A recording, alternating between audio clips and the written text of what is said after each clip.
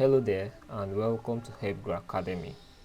Are you preparing for your government Post-UTME exam and tired of seeing the same old questions? You are in the right place. In this video, we will break down 10 tricky government questions with clear detailed explanations to help you smash that exam. Get your pen ready because question 3 might just surprise you. We don't just give you answers, we teach you how to think like an examiner. Don't forget to like this video, drop a comment with your score and hit the subscribe button so you never miss any of our hot exam prep videos. Question 1. What is the main feature of a federal system of government? What is the main feature of a federal system of government? Option A. Separation of powers. B. Supremacy of the central government. C. Division of powers between central and regional governments. And D. Dictatorship. In a federal system, the powers of government are shared between the central government and the various state or regional governments. Each level operates independently in some areas. Nigeria operates a federal system where powers are shared between the federal and the state governments.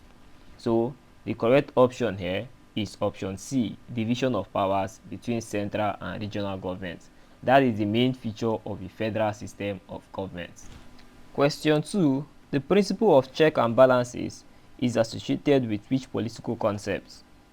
The principle of checks and balances is associated with which political concepts? A. Monarchy. B. Rule of law. C. Separation of powers. And D. Federalism. Now, what is checks and balances? Checks and balances ensure that no branch of government, be it the executive, legislature, or judiciary, becomes too powerful. It is a key part of the separation of power doctrine, where each arm of government limits the power of the others. So, the correct option there is option C, separation of powers. The principle of check and balances is associated with the political concept of separation of powers. Question 3. This question is very tricky, so you need to pay attention. Which of the following is a feature of parliamentary system of government? Which of the following is a feature of parliamentary system of government? Option A, a fixed tenure of office. B, judicial review. C, separation of head of state from the head of government. And D, fusion of executive and legislative powers. Now let's explain. In a parliamentary system, the executive is drawn from the legislature and it is accountable to it. This leads to a fusion of power, unlike in presidential system where powers are separated. So, the question reads again, which of the following is a feature of parliamentary system of government? The correct option there is option D, the fusion of the executive and legislative power. That is the correct answer. Question 4 reads, which organ of government is responsible for interpreting the law? Which organ of government is responsible for interpreting the law? Option A, executive. B, legislature. C, judiciary. And D, police. Option D is very funny, right? Police. Okay, the judiciary interprets and applies the law. It ensures justice is served and checks the activities of the other two branches of government. Yes, that's the work of the judiciary. So the question says, which organ of government is responsible for interpreting the law? Oh, that's the judiciary. Option C is very correct. Judiciary, they interpret and applies the law. They ensure justice is served and checks the activity of the other two branches of government, which is the executive and the legislature. Question 5. Which of the following best defines sovereignty? Which of the following best defines sovereignty? Option A, power to control the economy. B, ability of a state to make laws without external control. C, power to rule over other countries. And D, power of the people to protest. Now let's explain the term sovereignty. Sovereignty is the supreme power of a state to make and enforce law within its territory without external interference. It makes a state independent and self-governing. The question says, which of the following best defines sovereignty? If you look at the options carefully, you observe that option B, which says the ability of a state to make laws without external control, is the correct option. Yes.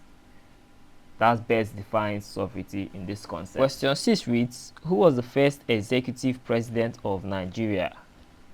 Who was the first executive president of Nigeria? Oh, am I looking at the questions? Some persons will just jump and say Dr. Nnamdi Azikiwe. Let's check if it's correct. Option A, Dr. Nnamdi Azikiwe. B, Alhaji Shehu Shagari. C, General Yakubu Gowon. And D, Chief Obafemi Awolowo. The correct answer there is option B, Alhaji Shehu Shagari. So if you choose Dr. Nnamdi Azikiwe, you're wrong. He was not the first executive president of Nigeria. Shehu Shagari became Nigeria's first executive president in the year 1979 after the adoption of the presidential system of government. Before him, Nigeria had ceremonial presidents like Dr. Nnamdi Azikiwe, who served from 1963 to 1966. So the correct option there is Alhaji Shehu Shagari. He was Nigeria's first executive president. Question 7. A constitution is said to be rigid if dash. A constitution is said to be rigid if dash. A, if it has many clauses. B, if it is not written. C, if it can only be amended by a difficult process. And D, if it can be changed by the president alone. Now let's explain what a rigid constitution is all about. A rigid constitution is one that requires a special procedure, often involving supermajority votes in the legislature, to be amended. This contrasts with the flexible constitution, which are easier to amend. So the correct option there is option C. A constitution is said to be rigid if it can only be amended by a difficult process. So that's the correct answer. Question 8. In 1946, Richard's constitution was criticized because dash. The 1946 Richard's constitution was criticized because dash. A, it introduced federalism. B, it was drafted without adequate consultation with Nigerians. C, it abolished indirect rule. And D, it gave women the right to vote. The Richard Constitution was imposed by the then governor, Sir Arthur Richards, with little or no input from Nigerians. It failed to address key nationalist demands, hence it was widely opposed. So the correct option there is option B. It was drafted without adequate consultations with Nigerians. Question 9. Which of the following is an agent of political socialization? Which of the following is an agent of political socialization? A, traffic wardens. B, National Assembly. C, political parties. And D, Supreme Court. What is traffic wardens doing here? Political socialization is a process by which individuals acquire political culture and orientation. Agents include the family, media, schools, religious institutions, and political parties, which educate citizens and encourage participation. So the correct option there is option C, political parties. It is an agent of political socialization, not traffic wardens, not National Assembly, and not the Supreme Court. Question 10 says the highest law of a country is known as A, bylaw, B, constitution, C, act of parliament, and D, Supreme Court rulings. Now some of us are so obsessed with the Supreme Court that when we see questions like this, we just dive into choosing option D, Supreme Court rulings. But no, it's not correct. The Constitution is the supreme law that guides the political, legal, and administrative system of a country. All other laws and policies can conform to it. So the correct option there is option B, Constitution. That is the highest law of a country. How many did you get right? Drop your score in the comment section below. And here's a challenge for you. Try this bonus question below and leave your answers in the comment section. Which organ of government initiates the impeachment of the president in Nigeria? Which organ of government initiates the impeachment of the president in Nigeria? A. National Judicial Council, B. House of Representatives, C. Senate, and D. Supreme Court?